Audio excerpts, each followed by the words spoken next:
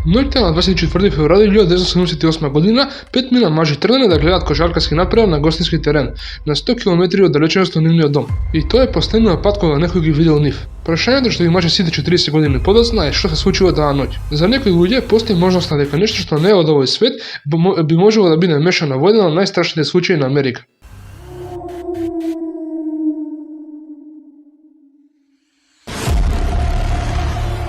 5 мина мажи, сите на возраст од 24 до 30 години, од округот Југа во Калифорнија се нарекува момчињата. Сите имале мали интелектуални попречености, живееле дома со своите родители, но биле доволно независни за поминуваат време сами и да одат на кратки патувања. Групата се состоела од Тед Вајхер, 32 години, опишан како нежен џин. Тед бил ориентиран кон рутина, требало да биде во крај до одредено време. Имал благи интелектуални попречености и живеел со своите родители. Вториот член бил Джек Мадруга, 30 години. Джек имал недиагностицирани благи тешкоти во учењето. Сепак имал водачка дозвола и поседува Тиркизен Меркјури. Тој и Тед биле неразделни.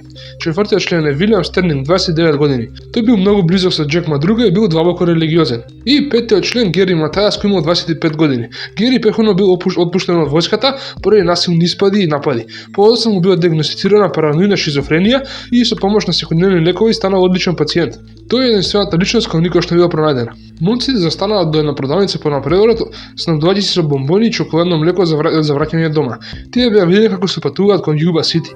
Тоа беше последниот момент кој имаше смисла. Нивните родители веднаш добија паника, забележувајќи следниот ден дека нивните синови не се вратиле дома. Биејќи тоа беше надвор нивниот карактер, особено имајќи предвид дека тоа беше денот на нивниот голем турнир. Тие ги пројавија како исчезнати, започнувајќи потрага низ целиот округ која не даде резултати. Се до 2 дена подоцна.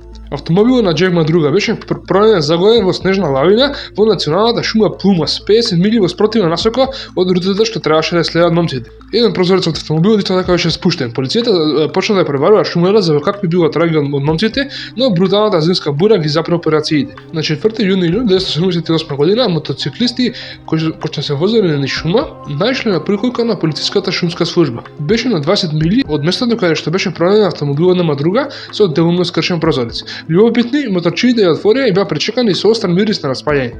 Мистеријата добила почуен и потрајечен пресврт. За жал, мирисот доаѓаше од телото на Тед Вајхер, уредно завиткан од чаршави во креветот од приколката како некој да се грижел за него. Должината од неговата брада сугерираше дека бил жив 2 до 3 месеци после исчезнувањето. На мала масичка беше пронајден прстенот, ѓердано и паричникот на Тед, како и златен часовник што не му припаѓаше на ниту еден од момците. Патиките на Гери Матајас исто така беа внатре. Стануваше уште почудно. Чевлите на Тед ги немаше, а неговите стапала беа многу измрзнати. Но најбизарниот факт е дека тој бил многу ослабен и покрај фактот дека внатре имаше шкафчи исполнето со храна. Тоа беше доволно храна за да се прехранат сите 5 мина мажи повеќе од една година. Во близина имаше барака со кибрити, гориво и резервоар за пропан. Сите останаа недопрени. Следниот ден останките на Бел Стерлинг и Джек Мадруга беа пронајдени во шумата на неколку мили од оддалеченост. Нивните тела беа изедени од животни, а клучевите од автомобилот на Мадруга беа пронајдени во неговиот џеб. Чевлите и коските на Джек Хјуит беа откриени недолго потоа, само 2 мили од приколката. Неговиот череп на 100 јарди оддалеченост.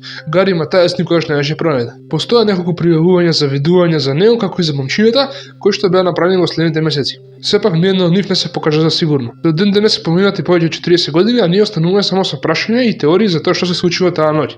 Можеби едноставно се изгубиле или имало некаков вид на криминал. Не е премногу неверојатно со оглед на стигмата околу менталните попречености во тоа време. А некои дури веруваат дека нешто надприродно можеби се случувало врз основа на светок кој бил во националната шума Плумас таа судбоносна ноќ. Имаше само еден веродостоен сведок според кој полицијата можеше да теоретизира. Но кога велиме веродостоен, не можеме да мислиме на личноста која што има овој човек. Неговото име беше Џозеф Шонс. Според Шонс, тој возел по исто оддалечен пат кон шумата таа ноќ за да се провери како во која состојба се наоѓа неговата колиба и потоа заглави во снежен насип. Кога Шонс се обидел да го извади возилото, тој се струпали од болка затоа што добил срцев удар, не можејќи да се помрне. Забележал фарови на патот околу 23:30 часот. Шонс рече дека потоа видел неколку мажи како излегуваат од автомобил заедно со жена која држела бебе. Повикал за помош, но потоа групата престанала да зборува и исчезнала без трага. Шонс рече дека повторно видел светло од фенери 2 часа подоцна, но сепак никој не дошол да помогне. На крајот Шонс се опоравил доволно за да може да се врати на планината за да побара помош кога го видел автомобилот на Мадруга. Тој бил истото место каде што ја видел групата мажи претходно. Полицијата потврди дека неговиот автомобил бил паркиран таму каде што рекол, но дали може да му се верува. Овој човек бил познат како измислувач во својата околина, а затоа постои голема доза на скептицизам кога се работи за неговиот исказ. Исчезнувањето на петмината љуба останува една од најморничавите и најпознатите мистерии во Америка до ден денес. Петмина мажи поврзани со љубовта кон кошарката и строгата рутина тргнале на зимска ноќ 1978 година. Нивните намери биле едноставни: да видат кошаркарски направи и да се вратат дома. Наместо тоа, тие чезнале во шумата на планините Сиера Невада. Толку многу прашања останува неодговорени. Што можело да ги одведе таму горе? Зошто не искористиле ништо од храната за да преживеат? Секој логично објаснување било истражено во потрага по одговори. На крајот ништо нема смисла и се што ни останува еден сигурен сведок и такво бизарно однесување. Се што знаеме дека причината дефинитивно била неприродна, а дали тоа неприродна значи нешто земско или надприродно, па тоа останува на вас да одлучите.